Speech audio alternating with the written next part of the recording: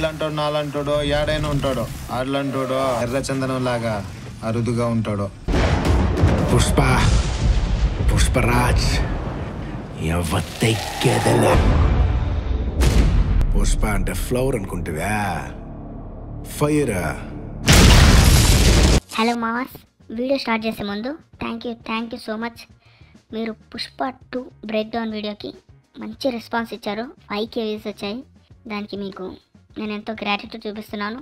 And ఈ video Pushpa part 1 recap and discussion and break down ఈ 3 ఈ వీడియోలో ఉండబోతున్నాయి. పుష్ప పార్ట్ 1 గురించి ఫుల్ డీటెయిల్గా ఎక్స్ప్లెయిన్ చేయబోతున్నాను. ఈ వీడియో ఎందుకు చేస్తున్నానంటే ఇప్పుడు పుష్ప 2 రాబోతుంది. ఆ మూవీ రాకముందే ఈ మూవీ యొక్క ఫుల్ డీటెయిల్స్ని మనం తువ్వి బయటికి తీసి మనలో ఎక్కించుకుంటే, అంటే పార్ట్ 1ని ఫుల్ డెప్త్గా అండ్ డీటెయిల్గా ఎక్స్ప్లెయిన్ అండ్ రీక్యాప్ చేసుకుంటే మనకు అన్ని పాయింట్స్ మెదడులో ఉంటాయి.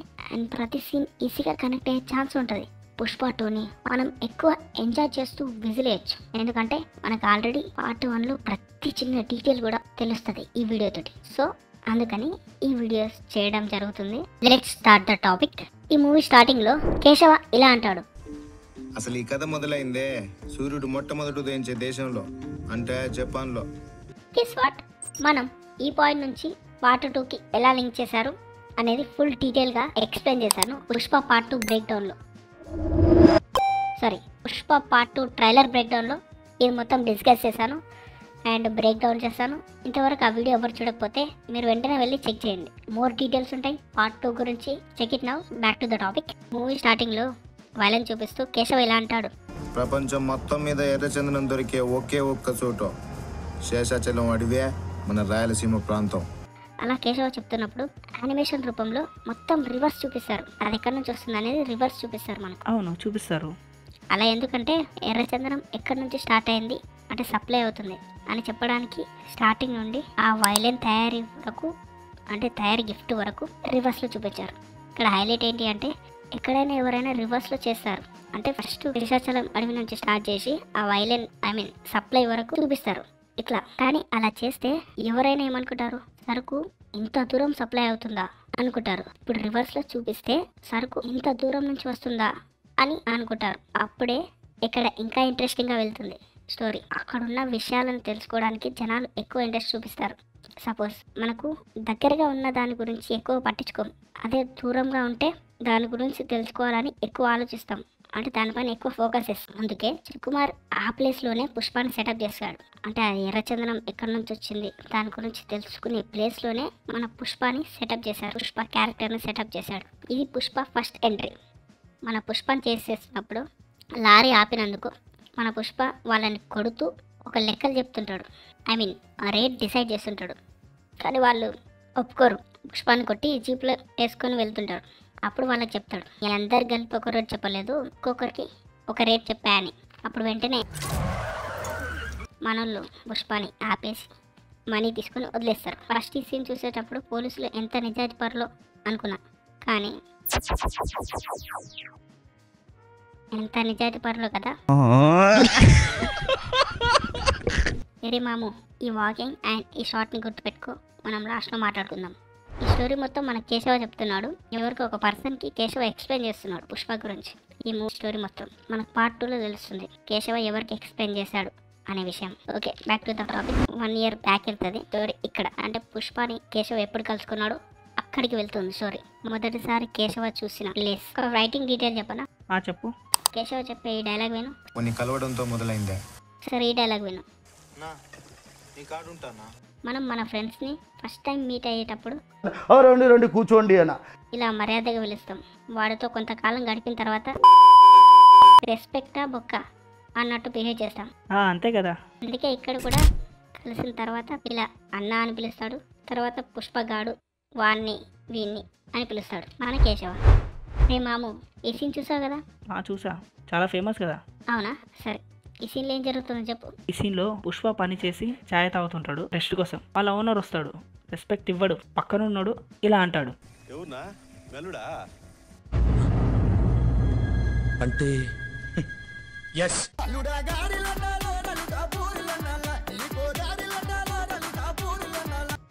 రే మాము, ఏం చేస్తున్నావురా? నేను ఇమాజినేషన్లో ఉన్నా. దాని తర్వాత సీన్ చెప్పరా పాడుకో.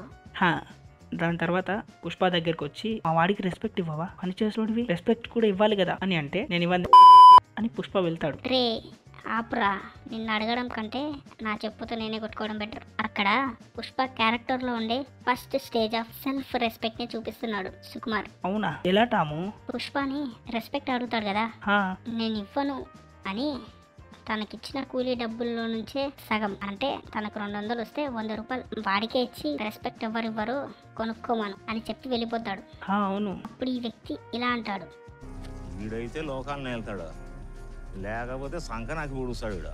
ఆ మాటలకి తన యాటిట్యూడ్ సెల్ఫ్ కాన్ఫిడెన్స్ నచ్చి తనతో వెళ్తాడు కేశవ. రే మాము, ఆటాము.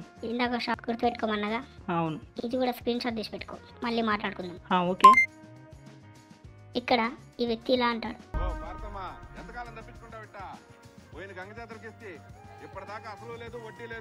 ఈయన ఏమంటున్నాడంటే పోయినసారి గంగమ్మ తల్లి జాతరకి మనీ ఇచ్చాడంట అని అంటున్నాడు. అంటే పుష్ప 2లో వచ్చే గంగమ్మ తల్లి జాతరని ఇక్కడ మెన్షన్ చేశాడు.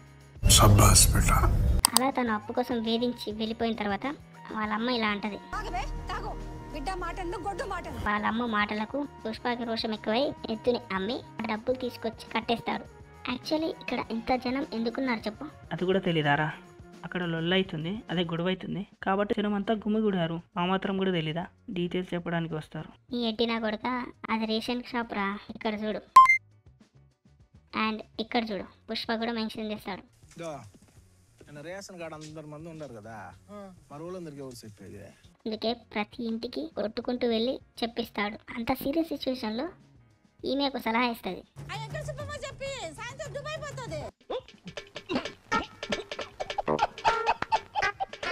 ఈ సీన్లోనే పుష్పకి ఎర్రచందనం గురించి తెలుస్తుంది. ఇక్కడ 100 రూపాయల పని ఉంటుంది, 1000 రూపాయల పని ఉంటుంది. 100 రూపాయల పని ఏమో సాయంత్రానికి ఇంటికి వస్తారు, రిస్క్ లేదు. అదే 1000 రూపాయల పని ఇంటికి రావచ్చు, రాకపోవచ్చు, రిస్క్ ఎక్కువ. పుష్ప రెండవ పనిని ఎంచుకుంటాడు. ఇక్కడ పని డీటెయిల్ ఏంటంటే, ఇక్కడ కేశవ ఇంకా భయపడుతూనే ఉంటాడు పుష్పాన్ని నమ్మడానికి. అయినా సరే నమ్మకంతో పుష్పాన్ని నమ్ముతాడు. నాకు అర్థం కాలేదు సార్. ఇంకా కేశవకు ఈ పనిలో నమ్మకమే లేదు, రిస్క్ ఎక్కువ కదా. తర్వాత పూజ కొబ్బరికాయ కొట్టి వర్క్ స్టార్ట్ చేశారు. ఇంతలో పోలీసులు వస్తారు. ఇక్కడ సుకుమార్ రైటింగ్ మళ్ళీ పనితనం చూపిస్తుంది. అంటే పోలీసులు వచ్చే దారి అది వీళ్ళకి ముందే తెలుసు, వాళ్ళు వస్తే ఏ దారిలోనే వస్తారని. అందుకే వాళ్ళిద్దరిని పెడతారు. వాళ్ళిద్దరిని ఎందుకు పెట్టారు?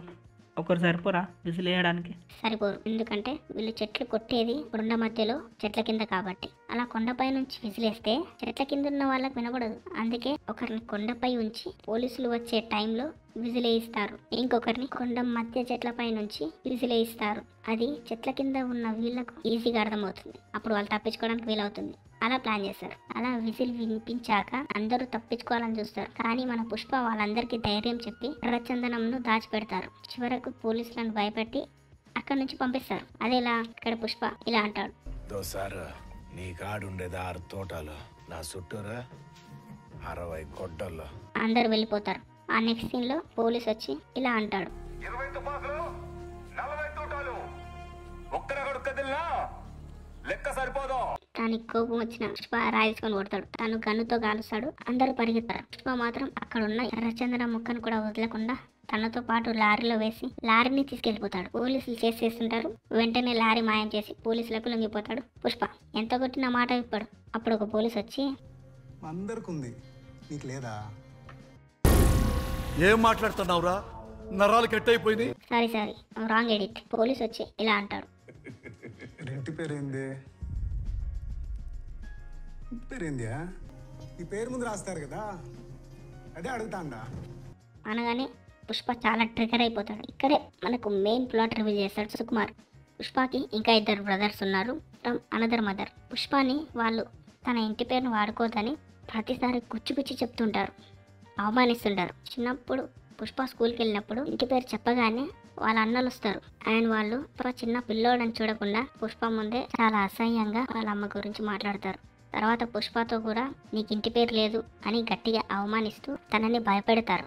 దాని ద్వారా తనకి అలా చేతి బిగిసిపోద్ది. ఇప్పుడు అలా పెడుతూ ఉంటాడు. ఇప్పుడు ఆ పోలీస్ అడిగిన మాటకి తను అలా గుర్తు చేసుకుంటాడు. తర్వాత ఇంకో 2 క్యారెక్టర్స్ ఇంట్రొడ్యూస్ అవుతాయి ఇప్పుడే. ఒకటి జాలరెడ్డి, ఇతను చిన్నోడు అమ్మాయిల పిచ్చోడు అంటే ఇతను రెండోవాడు జక్కారెడ్డి, ఆగి ఆలోచించి నిర్ణయం తీసుకునే టైం అంటే కొంచెం తెలివి ఉంటది. ఇతను పెద్దన్న కొండారెడ్డి, వీళ్ళిద్దరి కంటే పెద్దోడు. ఇతని గురించి కేశవ్ చెప్తాడు. ప్రాణం కన్నా పగే ముఖ్యమనే మీదకెళ్ళి మరీ బాంబేసుండాడు. మిగిలిన ఒంటి చేత్తోటే వ్యాపారం మొత్తం సాగిస్తాడు. వీళ్ళిద్దరు పుష్పాన్ని విడిపించి ఎర్రచందనం ట్రక్ ని తీసుకొస్తారు. అంటే ఊరికనే కాదు, 5 లక్షలు పుష్ప డిమాండ్ చేస్తాడు. అవి ఇచ్చి ఎర్రచందనం తీసుకుంటారు. ట్రక్ చూపించడానికి వెళ్ళినప్పుడు పుష్పకి ఆ కార్ ఎలా దిగాలో కూడా తెలియదు. అయినా తను ఒక్క మాట కూడా అనడు. కేశవనే అడుగుతుంటాడు ఎలా దిగాలి అని. వీడు వచ్చి డోర్ తీయగానే వాక్ చూడండి, ఆ కార్ ఓనర్లా వస్తాడు. అది పుష్ప యాటిట్యూడ్. ఎర్రచందనం సరుకు తీసుకువెళ్ళాక జాలరెడ్డి ఇలా అంటాడు, నువ్వా ఏరు దాటినాక తెప్పనే వాడేసినాక ఆడదాన్ని ఇంటికి తోడకపోయే అలవాటు నాకులే. 100 రూపాయలు ఎత్తుకొని వెనకాల ఆటోలు రా. దెబ్బకు పుష్ప ఇగో హట్ అవుతుంది. వెంటనే కారు కొనమని చెప్తాడు. కేశవ ఫస్ట్ టైం అంతమందిని చూడడం, ఖర్చు పెట్టడం ఇష్టం లేక వద్దు అని చాలా బ్రతిమలాడతాడు. మన పుష్ప ఏమో జనగణమన నేను అవ్వనికిన అన్నట్టు పట్టుపడతాడు. చేసేదేం లేక వ్యాన్ తెస్తాడు. ఇక్కడ చిన్న ఎమోషనల్ డీటెయిల్, ఆ కారు కొన్న తర్వాత షోరూమ్ నుంచి ఇంటి వరకు కేశవ నడుపుకుంటూ వస్తాడు. ఇంటికి రాగానే తన అమ్మని బండ్లో కూర్చోపెట్టుకుని తను డ్రైవ్ చేస్తాడు. అంటే తాను ఎవ్వడి ముందు తగ్గడు, కానీ వాళ్ళ అమ్మ ప్రేమ కోసం తగ్గుతాడు. తనకు అమ్మ అన్న అమ్మ ప్రేమ అన్న ఎంతో ఇంపార్టెంట్ అన్నట్టు చూపిస్తాడు సుకుమార్. ఇక్కడ ఇంకో డీటెయిల్ ఏంటంటే ఈ సీన్ వరకు కేశవ ఎవరో కూడా వాళ్ళ అమ్మకి తెలియదు. అందుకే ఇక్కడ ఇలా అడుగుతుంది, అరే ఫస్ట్ లో కూడా ఉంటాడు కదా రేషన్ షాప్ దగ్గర, ఈ సీన్ లో ఉంటాడు కదా కేశవ, అప్పుడు తెలీదు. ఎందుకంటే అక్కడ కేశవ దూరం నుంచి చూస్తుంటాడు కాబట్టి తను ఎవరో తెలియదు వాళ్ళ అమ్మకి. ఆ తర్వాత పుష్ప కార్ తీసుకొని వాళ్ళ బ్రదర్స్ ఫ్రమ్ అనదర్ మదర్ వాళ్ళ ఇంటికి వెళ్ళి కాసేపు తిప్పుతాడు. వాళ్ళ అన్న కూతురు తప్ప ఎవరు పట్టించుకోరు పుష్పాని. కొండారెడ్డి దగ్గర చిన్న మీటింగ్ ఉంటే జక్కారెడ్డి పుష్పాని పిలుస్తాడు మీటింగ్ కోసం. ఇక్కడ ఒక ఫనీ డీటెయిల్, మళ్ళా కొండారెడ్డి వస్తే లేచి నిలబడాలా, అంత మర్యాద మన వాళ్ళ కాదులే. ఏముందిరా ఇక్కడ ఫన్నీ? అర్థం కాలేదా? ఫస్ట్ సీన్ అంటే ఇక్కడ సేమ్ సిచ్యువేషన్ కదా, అందుకే ఎలా అన్నాడు. ఓహో ఓకే. ఇక్కడ కొండారెడ్డి వస్తాడు. ఈ సీన్లో ఒకరి గురించి టాపిక్ నడుస్తూ ఉంటుంది. అది గోవిందప్ప. అతను ఎవరు కాదు, పోలీస్. ఆ పోలీస్ గురించి ఇక్కడ టాపిక్ నడుస్తుంటుంది. అంటే అతని నుంచి ఎర్రచందనంని అతనికి తెలియకుండా ఆ చెక్ పోస్ట్ ఎలా దాటించాలి అని డిస్కస్ చేయడానికి ఆ మీటింగ్ జరుగుతుంటుంది. కానీ అక్కడే పుష్ప తన తెలివితో ఒక మంచి ఉపాయం ప్లాన్ చెప్తాడు. దానికి కొండారెడ్డి కూడా ఒప్పుకుంటాడు. దాన్నే ఫాలో అవుతారు అందరూ ఒప్పుకున్న తర్వాత ఇక్కడే ఒక ఇంట్రెస్టింగ్ టాపిక్ ఉంటుంది. అదేంటంటే అందరూ ఒప్పుకున్న తర్వాత పుష్పకి 5 లక్షలు ఇస్తా అంటారు, అదే వాటా కింద.